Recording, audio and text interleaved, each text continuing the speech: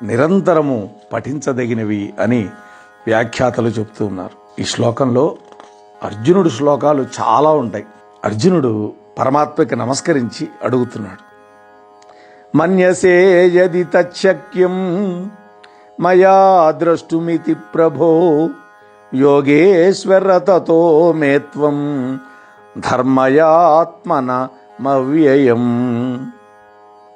ఓ ప్రభు కృష్ణ, యోగీశ్వర, నీ విశ్వరూపాన్ని చూడడం నాకు సాధ్యమని నీవు భావిస్తే ఆహా, నీ అవ్యయమైనటువంటి స్వరూపం నాకు చూపించు అని అడిగాడు.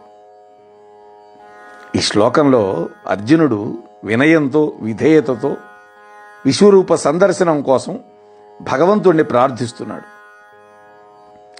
అహంకార రహితమైనటువంటి ప్రార్థనని మాత్రమే భగవంతుడు స్వీకరిస్తాడు.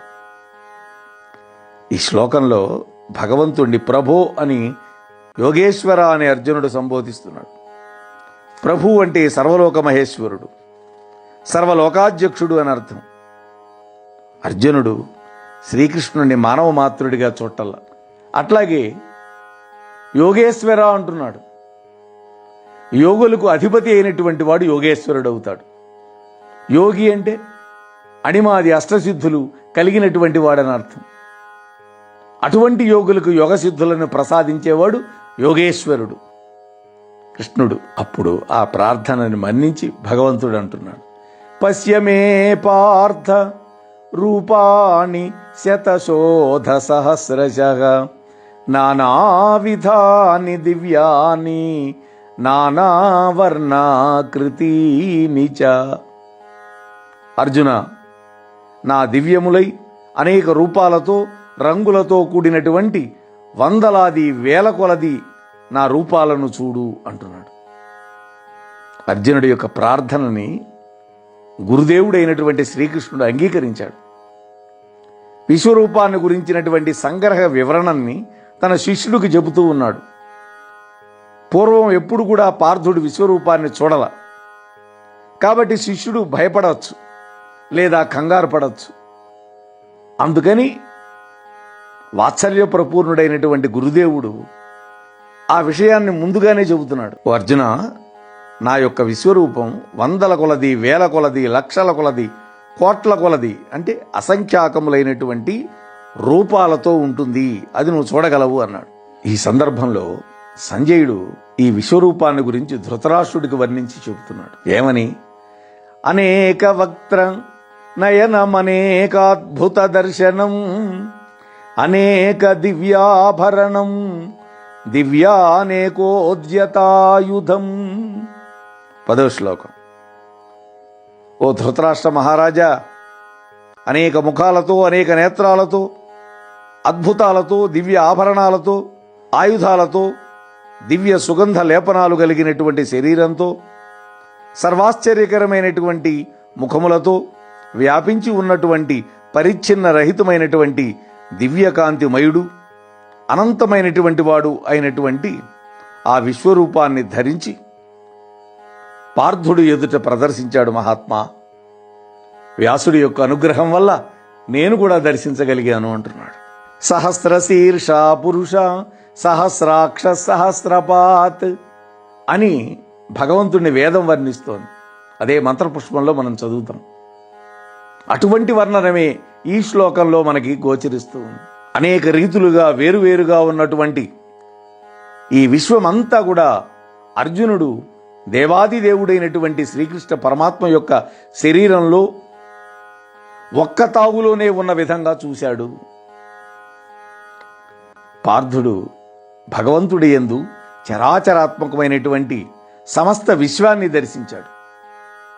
అందులో దేవతలు, దానవులు, మానవులు, వృక్షజాతులు, జంతువులు, సరీసృపాలు ఒకటేమిటి అన్నీ కూడా కనిపించినాయి. ఆ తరువాత అర్జునుడు పరమాశ్చర్యాన్ని పొంది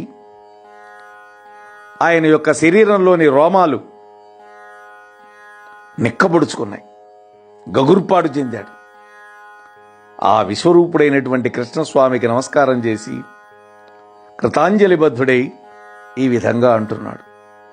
అర్జునుడు, పశ్యామి దేవాంస్తవ దేవదేవ తవ దేవదేహే సర్వాంస్తథా భూత విశేష సంఘాన్ బ్రహ్మాణమీశం కమలాసనస్థం ఋషీంశ్చ సర్వానురగాంశ్చ దివ్యాన్. అర్జునుడు అంటున్నాడు, ఓ శ్రీకృష్ణ, నీ దేహంలో సమస్త ప్రాణి సముదాయాలని, బ్రహ్మదేవుణ్ణి, శంకరుణ్ణి, సమస్త దేవతలను, ఋషీశ్వరులను, దేవతా సర్పాలను నేను దర్శించగలుగుతున్నాను. ఈ విశ్వరూపాన్ని చూసినటువంటి పార్థుడి యొక్క ఆశ్చర్యానికి అంతులేదు. ఎందుకని? మానవులు కనిపిస్తున్నారు, రాక్షసులు కనిపిస్తున్నారు, దేవతలు కనిపిస్తున్నారు, మృగాలు, జంతువులు, వృక్షాలు, లతలు, పర్వతాలు, నదులు, లోయలు అన్నీ కూడా చూడగలుగుతున్నాడు. ఏమి వింత! అదిగో బ్రహ్మదేవుడు, చతుర్ముఖ బ్రహ్మ కనిపిస్తున్నాడు. ఎంత మనోహరంగా ఉన్నాడు! ఆయన పద్మాసనం మీద కూర్చొని సృష్టి కార్యం చేస్తూ ఉన్నాడు. ఇదిగో ఈ పక్కగా ఈశ్వరుడు 3 నేత్రాలతో భాషిస్తూ ఉన్నాడు. ఆయన సంహారకర్త అత్రి మహాముని, అదిగో వశిష్ఠాది సప్త ఋషులు, దేవసర్పమైనటువంటి వాసుకి అన్నీ కూడా కనిపిస్తున్నాయి. ఇక్కడ ఈ మహాశ్చర్య సన్నివేశాన్ని వర్ణించడానికి వ్యాస మహర్షి ఛందస్సును మార్చాడు. గీతాన్ని ఆలపిస్తున్నాడు. ఇంకా చూస్తున్నాడు పార్థుడు. ఏమున్నాయి? అనేక బాహూదర వక్త్ర నేత్రం పశ్యామి త్వాం సర్వతోనంతరూపం నాంతం న మధ్యం న పునస్తవాదిం పశ్యామి విశ్వేశ్వర విశ్వరూప. 16వ శ్లోకం. ఓ విశ్వనాథ, ఓ విశ్వరూపుడా, అనేకములైనటువంటి బాహువులతో, గర్భములతో, నేత్రాలతో, ముఖములతో, అనంతమైనటువంటి ఆకారంతో అంతటా నిండి వెలుగుతున్నటువంటి వానిగా నేను దర్శిస్తూ ఉన్నాను స్వామి. కృష్ణుడు గోపాలుడు కాదు, విశ్వనాథుడని, విశ్వరూపుడని ఇక్కడ కీర్తన చేస్తున్నాడు అర్జునుడు. అర్జునుడికి కలిగినటువంటి ఈ ప్రత్యక్ష అనుభవం వర్ణనాతీతం, మాటలకు అందదు. ఏం అదృష్టం పట్టింది అర్జునుడికి! కిరీటినం గదినం చక్రిణం చ తేజోరాశిం సర్వతో దీప్తిమంతం పశ్యామి త్వాం దుర్నిరీక్ష్యం సమంతాదీప్తానలార్కద్యుతి అప్రమేయం.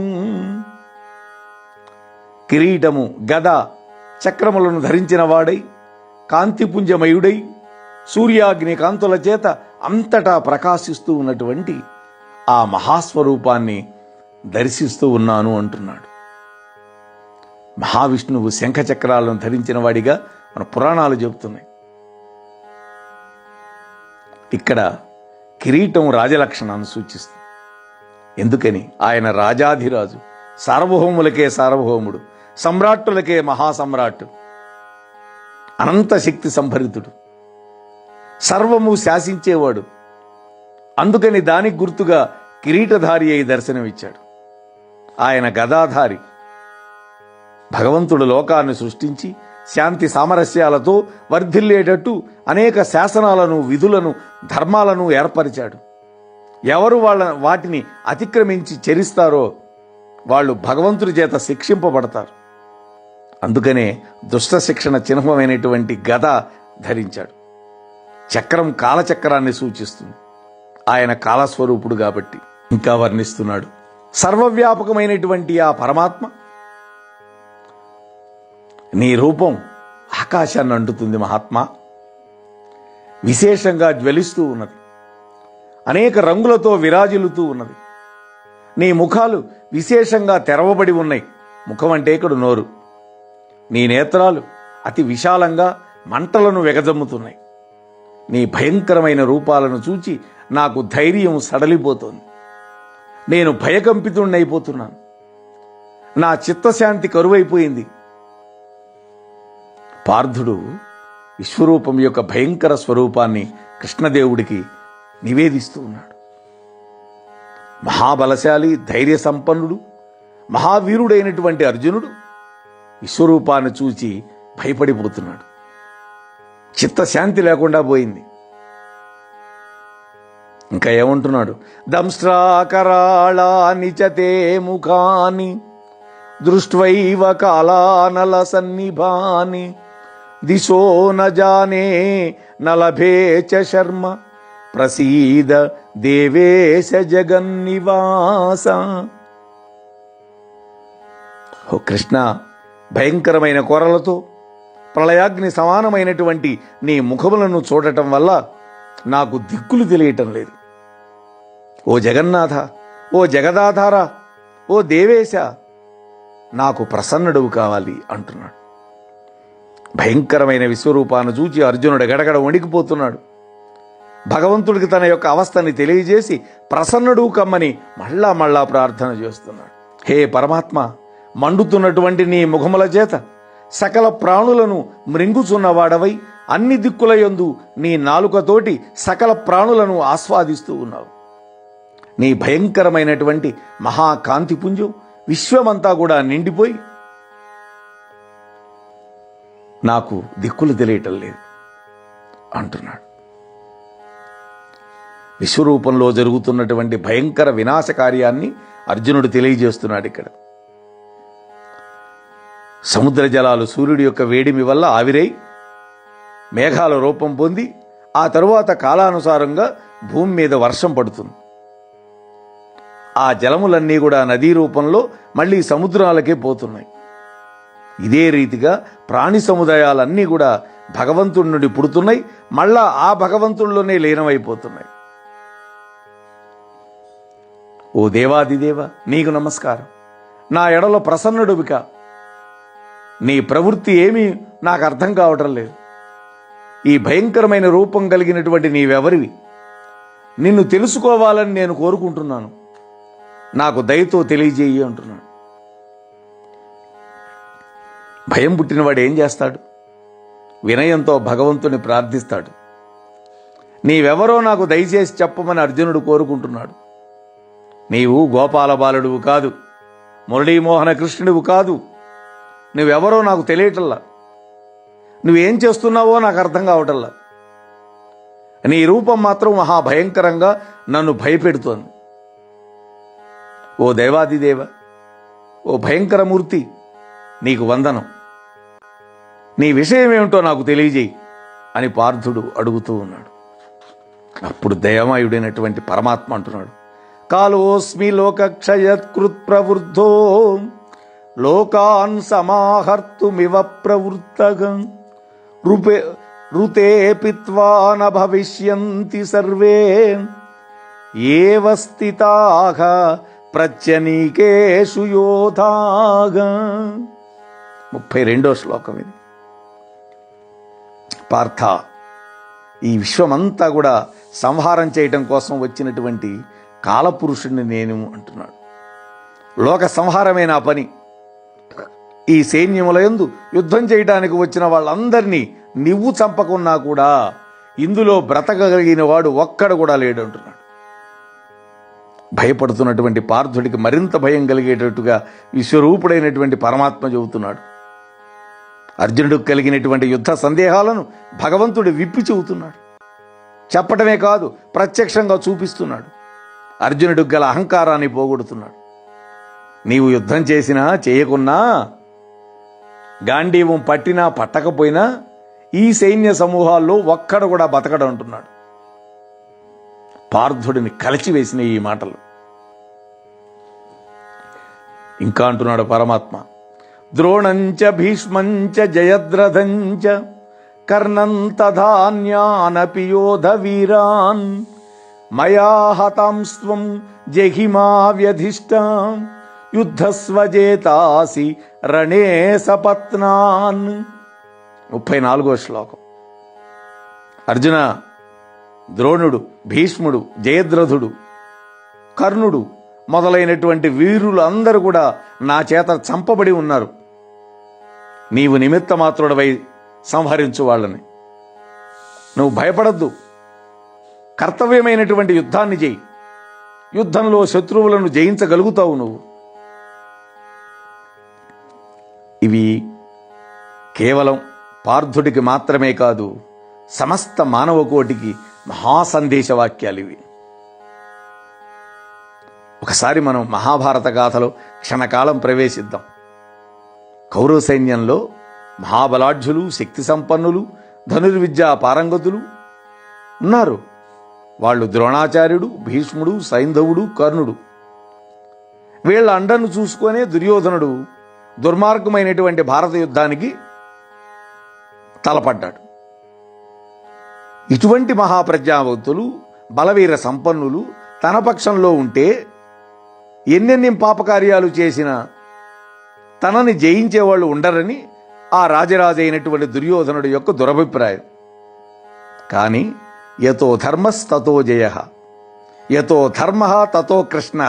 ఇది ఎక్కడ ధర్మం ఉంటుందో అక్కడ జయం, ఎక్కడ కృష్ణుడు ఉంటాడో అక్కడ జయం. ఇది మహాభారత సందేశం, గీతా సారం. ఎంతమంది బలం కలిగిన వాళ్ళున్నా, ఎంత యోధులున్నా, ఎంత డబ్బున్నా, ఎంత మహాసైన్యం ఉన్నా, ఎందుకని 11 అక్షణీయులు ఉన్నారు వాళ్ళకి, పాండవులకు 7 సర్వము కూడా భగవంతుడి యొక్క ఇచ్ఛ వల్ల నశించిపోతుంది. ధర్మం మాత్రమే విజయాన్ని పొందుతుంది. భీష్మ ద్రోణాదుల పట్ల, కర్ణ సైంధవాది వీరుల పట్ల కొన్ని ప్రత్యేక అభిప్రాయాలున్నాయి. వాళ్ళందరూ అజేయులు అన్నమాట నిజమే, కానీ వాళ్ళు అధర్మపక్షంలో ఉండటం వల్ల నాశనం పొందారు. భీష్ముడున్నాడు, మహాపరాక్రమవంతుడు, స్వచ్ఛంద మరణం అనే వరం కలిగినవాడు, పరశురాముణ్ణి కూడా గెలిచినవాడు, ఆజన్మ బ్రహ్మచారి, పితామహుడు. అలాగే ద్రోణుడు, అర్జునుడు గురువు, శస్త్రాస్త్ర ధనుర్విద్యలో ఆరితేరినవాడు, చేతిలో ధనస్సుండగా ఎవడూ ఓడించలేడు. ఇక సైంధవుడు, జయద్రథుడు వాడి పేరు. తన కుమారుడి యొక్క శిరస్సును ఎవడు ఖండిస్తే వాడి శిరస్సు కూడా వెంటనే బద్దలవుతుందనే వరం ఉంది. వృద్ధక్షత్రుడు వాడి తండ్రి, కాబట్టి వాడిని చంపడం కష్టం. ఎవడైనా తన తలకాయ పగలగొట్టుకుంటాడా వాడిని చంపి? కర్ణుడు సూర్యపుత్రుడు, ఇంద్రుడి వల్ల మహాశక్తి అనే అస్త్రాన్ని పొందాడు, పరశురాముడి దగ్గర శస్త్రాస్త్ర విద్యను అభ్యసించాడు, సహజ కవచ కుండలాలతో పుట్టినటువంటి వాడు. కాబట్టి అటువంటి వాళ్ళని జయించడం కష్టమని ధర్మరాజుకి, అర్జునుడికి, అందరికీ ఉన్నది భావన లోపల. కానీ పరమాత్మ ఆ సందేహాన్ని పోగొట్టాడు ఇక్కడ. ఇక అర్జునుడు అంటున్నారు, ఓ శ్రీకృష్ణ ప్రభు, ఓ పరమాత్మ, నీ దివ్య రూపాన్ని, నీ యొక్క మహామహిమను గ్రహించలేక మూఢుడనై నీవు కేవలము నాకు స్నేహితుడవని, నా మేనబావువని మాత్రమే తలంచి నిన్ను నల్లనివాడా, యాదవుడా అని అజ్ఞానవశం వల్ల పరిహాసం చేసి ఉన్నాను. నీతో విహారం, శయ్యాసనం, భోజన సమతుల్యం అనుభవించాను. నీకు ప్రత్యక్షంగా పరోక్షంగా కూడా నేను అనేక రీతులను నేను తిరస్కరిస్తూ ప్రవర్తించాను. ఓ అచ్యుత, అజ్ఞానవశంతో జరిగినటువంటి నా యొక్క తప్పిదాన్ని క్షమించవలసినదిగా ప్రార్థిస్తున్నాను అన్నాడు. భగవంతుడు పరమకరుణామయుడు, దయాసముద్రుడు, శరణాగత వత్సలుడు, ఆశ్రిత జన కల్పవృక్షం. ఎంతటి దుర్మార్గుణ్ణైనా తన్ను భజించినంత మాత్రాన రక్షిస్తాడు. రామావతారంలో చెప్పాడు, సకృదేవ ప్రపన్నాయ తవాస్మీతి యాచతే అన్నాడు కదా. రామా, నేను నీవాడి, నేను ఒక్కసారి అంటే చాలన్నాడు. అటువంటిది పార్థుడి విషయంలో చెప్పాల్సిందేముంది? ఓ శ్రీకృష్ణ ప్రభు, సర్వలోక నియంతమైనటువంటి నీకు నేను వినయపూర్వకంగా నమస్కారం చేస్తున్నాను. కుమారుడి యొక్క దోషాన్ని తండ్రి మన్నించినట్లుగా, స్నేహితుడి యొక్క తప్పిదాన్ని స్నేహితుడి వలె, ప్రియురాలి పొరపాటుని ప్రియుడి వలె నేను అజ్ఞానవశంలో చేసినటువంటి నా అపరాధాలని మన్నించు స్వామి అని వేడుకుంటున్నాడు. భక్తి పారవస్యం ఎవడికి పొంగి పొరలుతుందో అటువంటి భక్తుడికి నోట్లో మాటలు రావు. సాష్టాంగ నమస్కారం చేస్తాడు. భారతీయ భక్తి సంప్రదాయాల్లో ఈ రీతిగా భక్తి ప్రపత్తులతో సాష్టాంగ ప్రణామాలని భక్తులు చేయడం చాలా కాలం నుండి సంప్రదాయంగా జరుగుతూనే ఉంది. ఈ శ్లోకంలో పార్థుడు 3 ఉపమానాలు చెప్పాడు. తండ్రి కుమారుడు యందు చూపు వాత్సల్యం, స్నేహితుడు తన మిత్రుడి యందు చూపు సఖ్యభావం, ప్రియుడు ప్రియురాలి యందు చూపే ప్రేమభావం నా పట్ల కూడా చూపించి క్షమించమంటున్నాడు.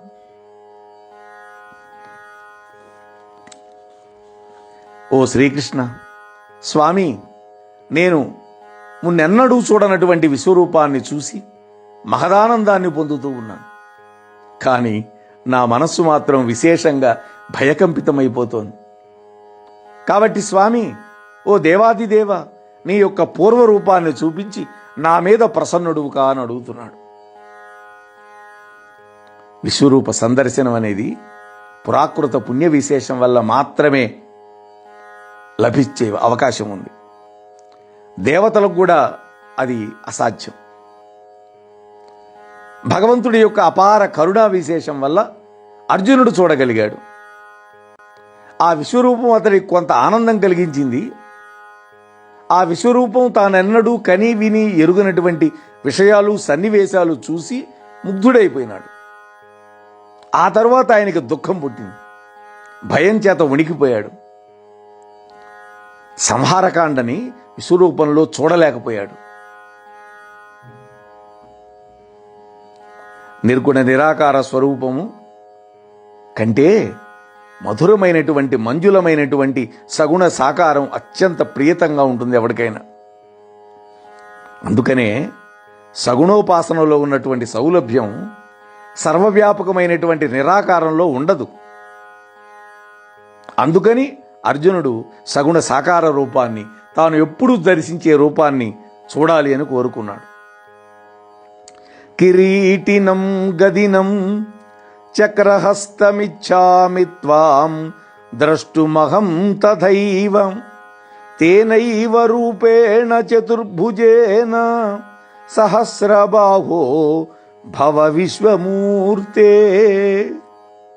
కిరీటము, గద, చక్రములు ధరించినటువంటి నీ యొక్క సహజ సుందర రూపాన్ని చూడగోరుకుంటున్నాను అంటున్నాడు.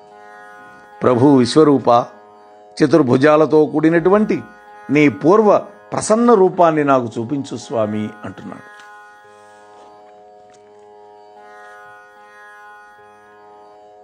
విశ్వరూపం కంటే కూడా అర్జునుడికి చతుర్భుజాలతో కూడినటువంటి భగవంతుడి యొక్క సౌమ్య సుందర రూపమే ఇష్టమైనది. అంతే, నిర్గుణం కంటే సగుణం మధురం. పార్థసారథి 2 బాహువులతో ఉండగా చతుర్బాహువులతో కూడినటువంటి స్వరూపాన్ని అర్జునుడు అడుగుతున్నాడు. శ్రీకృష్ణుడు పుట్టినప్పుడు 4 బాహువులతోనే పుట్టాడు. దేవకీదేవి చతుర్బాహువులతోనే దర్శించింది అని భాగవతం చెప్పింది. ఆజాను చతుర్బాహు చారు గదా శంఖ చక్ర పద్మ విలాసు అని పోతనామాచ్యుడు కృష్ణ దర్శనాన్ని వర్ణించాడు. అట్లాగే ఆయన ధరించినటువంటి శంఖం ప్రణవాన్ని చూపిస్తుంది, గద దుష్ట సంహారానికి సంకేతం, చక్రం కాలాధిపత్యాన్ని చూపిస్తుంది, పద్మం పవిత్రతను చూపిస్తుంది. విష్ణువు నీలవర్ణంతో ఉంటాడు, పీతాంబరాన్ని ధరిస్తాడు. అనంతమైన ఆకాశాన్ని, మహాసాగరాన్ని, ఈ 2 కూడా నీలవర్ణంలోనే ఉంటాయి. అంటే అనంతత్వానికి ప్రతీక. అతడి పచ్చటి వస్త్రం భూమి యొక్క స్వరూపాన్ని చెబుతుంది. 1000 బాహువులతో కూడినటువంటి విశ్వరూపుని ఆ భయంకర రూపాన్ని చాలించి 4 భుజాలతో కూడినటువంటి సుందర రూపంతో తనకు దర్శనమివ్వమని కోరినటువంటి పార్థుడి యొక్క భావ పరంపరలని పాఠకులు గ్రహించే ఉంటారు ఈ పాటికి. ఓ అర్జున, కృష్ణ భగవానుడు అంటున్నా, నీ అందలి ప్రసన్నత చేత నీకు నేను నా ఆత్మయోగం చేత చూపబడినటువంటి ఈ విశ్వరూపాన్ని ఇంతకుముందు ఎవ్వరూ చూడల. ఈ విశ్వరూపం పరమోత్కృష్టమైనటువంటిది, తేజస్సు నిండితుంది, ఆనందమయమైంది. విశ్వరూప సందర్శన భాగ్యం అర్జునుడికి మాత్రమే లభించింది. ఇటువంటి అపూర్వమైనటువంటి తేజోమయ అనంత దివ్య దర్శనం ఇంతకు పూర్వం ఎవరూ చూడల. శ్రీకృష్ణుడు బాల్యంలో యశోదకి తన నోట్లో చూపించాడు. అక్రూరుడికి, దుర్యోధనుడి యొక్క సభలో ధృతరాష్ట్రుడికి విశ్వరూపాన్ని కొంత మాత్రమే చూపించాడు. చూడండి, కానీ అర్జునుడికి చూపించినటువంటి విశ్వరూపం పరమ తేజోమయం, పరిపూర్ణం. భగవానుడికి అర్జునుడి మీద కలిగినటువంటి అనుగ్రహ విశేషమే దానికి కారణం. ఓ కుంతీ కుమార, నా యొక్క ఈ విశ్వరూపం మానవలోకంలో నువ్వు తప్ప మరెవ్వరూ చూసి ఉండల. ఈ విశ్వరూపాన్ని వేదమంత్రాలతో చేయబడే యజ్ఞం చేత గాని, దానముల చేత గాని, శ్రోత స్మార్తాది కర్మాచరణం వల్ల కానీ, తీవ్రమైన తపస్సు వల్ల కానీ చూడశక్యం కాదు అన్నాడు. మరి ఎలా చూడగలిగాడు అర్జునుడు? నా యొక్క అనుగ్రహం వల్ల మాత్రమే నువ్వు చూడగలిగావు అంటున్నాడు. ఇది అంటే పరమాత్మ యొక్క దివ్యానుగ్రహం వల్ల మాత్రమే చూడగలుగుతారు. అంతేగాని వ్రతాలు, దానాలు, జపాలు, తపాలు ఇవన్నీ పుణ్యకర్మల సాధనాలే, కానీ అవి మాత్రమే సాధ్యములు, లక్ష్యాలు మాత్రం కావు. వండినటువంటి ఆహారాన్ని భుజిస్తే ఆకలి తీరి దేహానికి పుష్టి కలుగుతుంది. వంట తయారు చేసినంత మాత్రాన దాన్ని చూస్తూ కూర్చుంటే దేహానికి పుష్టి వస్తుందా? ఇక్కడ వంట చేయడం అనేది సాధనం, ఆకలి తీర్చుకోవటం సాధ్యం. అట్లాగే వేదాధ్యయనము ఇటువంటివన్నీ కూడా సాధనాలే అవుతాయి తప్ప సాధ్యాలు మాత్రం కావు అని పరమాత్మ యొక్క అభిప్రాయం. అర్జునుడు అడుగుతున్నాడు, ఓ శ్రీకృష్ణదేవ, ఇప్పుడు నీ యొక్క మానవ సంబంధాన్ని, సౌమ్య రూపాన్ని చూసి నేను స్వస్థత పొందాను, నా భయం నశించి ఆనందపడుతున్నాను అన్నాడు. పరమాత్మ దివ్య రూపాన్ని చూసి అర్జునుడు ఆనందపడ్డాడు. సుదుర్దర్శనమిదం రూపం దృష్టవానసి యన్మమ దేవా అప్యస్య రూపస్య నిత్యం దర్శనకాంక్షిణగా. ఇదే చివరి శ్లోకం, 52వ శ్లోకం. ఇంకా ఉన్నాయి. అర్జున, నీవు చూసినటువంటి ఈ విశ్వరూపం చూడ శక్యము కానటువంటిది. దేవతలు కూడా ఈ దివ్య రూపాన్ని చూడాలి అని నిరంతరము కాంక్షిస్తూ ఉంటారు, కానీ వాళ్ళెవరికి అదృష్టం పట్టల. ఎందుకని? వాస్తవానికి దేవతలు మానవుల కంటే గొప్పవాళ్ళు, పుణ్యాత్ములు, స్వర్గలోకంలో ఉండేవాళ్ళు. అటువంటి వాళ్ళకు కూడా విశ్వరూప దర్శనం సాధ్యపడదు అని చెప్తున్నాడు పరమాత్మ. అట్లయితే అర్జునుడికి అదృష్టం పట్టింది అని చెప్పచ్చుగా. అంటే భగవంతుడి యొక్క ప్రేమకు అర్జునుడు మాత్రమే పాత్రుడైనాడు, అందువల్ల అర్జునుడు చూడగలిగాడు. పరమాత్మ అంటున్నాడు, శత్రు సంహారకుడు అయినటువంటి ఓ పార్థ, నన్ను యథార్థంగా తెలుసుకోవడానికి, చూడటానికి నిరంతరమైనటువంటి అనన్య భక్తి మాత్రమే పరమసాధనం అంటున్నాడు.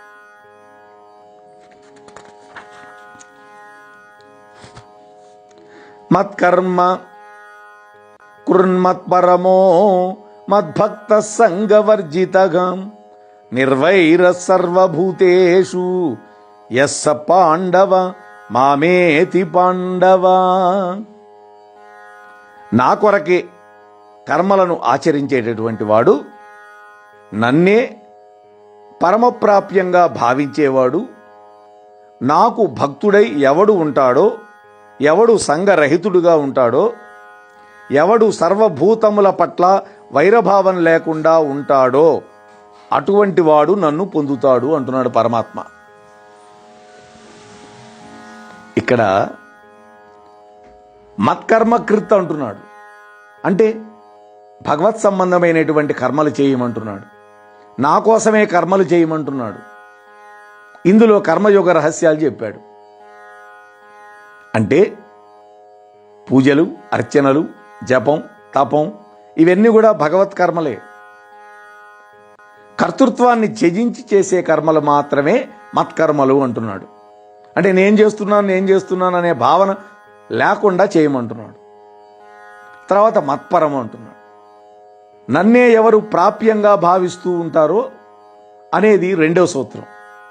ఇది ధ్యానయోగ సారాన్ని వ్యక్తం చేస్తోంది. భగవంతుణ్ణి పరమావధిగా భావించాలి. తద్బుద్ధి, తదాత్మ, తన్నిష్ట, తత్పరాయణత కలిగి ఉండాలి. ఇక మద్భక్త, నాకు భక్తుడివి కా అంటున్నాడు. ఇది మూడో సూత్రం.